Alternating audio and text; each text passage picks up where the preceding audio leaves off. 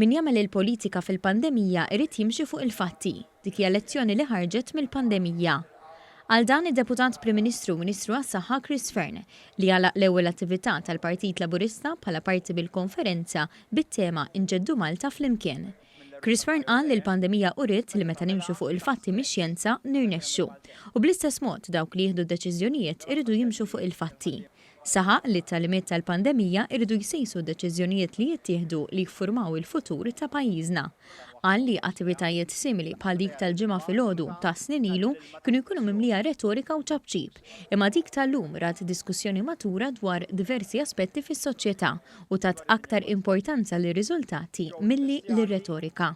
Illum ħadd pjaċir nisma' kull aspett tas-soċjetà, mit-tfal, anzjani, nies li ħabtu differhom mal-liġi, nies bi bżonni speċjali, ħaddiema, employers. Ma tkellimna wkoll b'mod tekniku, b'mod preċiż, b'mod xjentifiku, fejn ir-riżultati huma iżjed importanti mir-retorika. Din hija il-politika li rridu nagħmlu għall-futur.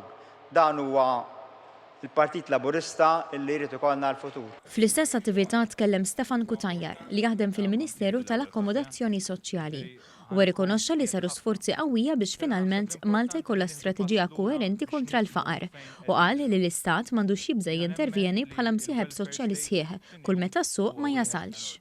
Għandna fostna realtajiet ġodda li huma internazzjonali, multikulturali, intersezzjonali u fuq kollox eteroġeni.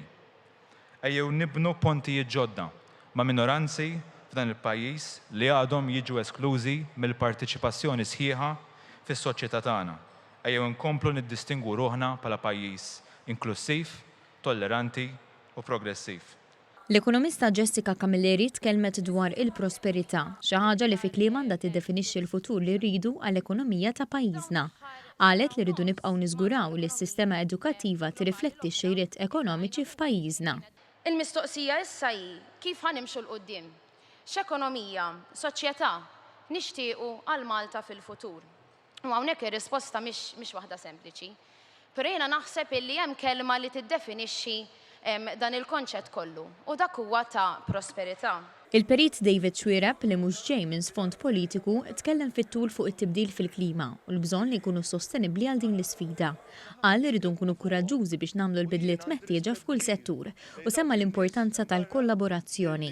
Inota l-viżjoni ambizjuża tal-Gvern biex jindirizza din l-isfida, imma saħaq li huwa biss bis-sem tagħna lkoll li din il-viżjoni tista' titwettaq fil-prattika. Irridu nkunu ambizzjużi, responsabbli u ħana rridu nkunu kollha kontabbli, kollha, mhux il-politiċi biss, aħna, jiena, l-individwu komuni rrid nkun kontabbli. Allura il-kuraġġ, il-motivazzjoni li nkunu ffukati fuq din id-direzzjoni, nkunu konvinti u rridu nifhmu li hemm urġenza. Intant fl-ewwel attività ta' din il-konferenza għamlu wkoll bosta interventi dawk preżenti. Fost l-oħrajn il-Kummissarju tat-Tfal Prim Ministru suġġeriet li l-Ministeri kollha għandhom ikollhom rappreżentanza tat-tfal għaliex iċkejknin għandhom ikollhom vuċi b'saħħitha f'kull settur tal-ħajja. Is-Segretarju Ġenerali tal-General Workers Union, Joseph Buġija, saħaq fuq il-bżonn li l-kundizzjonijiet tal-ħaddiema jkunu mħarsa, filwaqt li kull ħaddiem ikollu dritt tal-ħin tal-mistrieħ wara l-ħin tax-xogħol.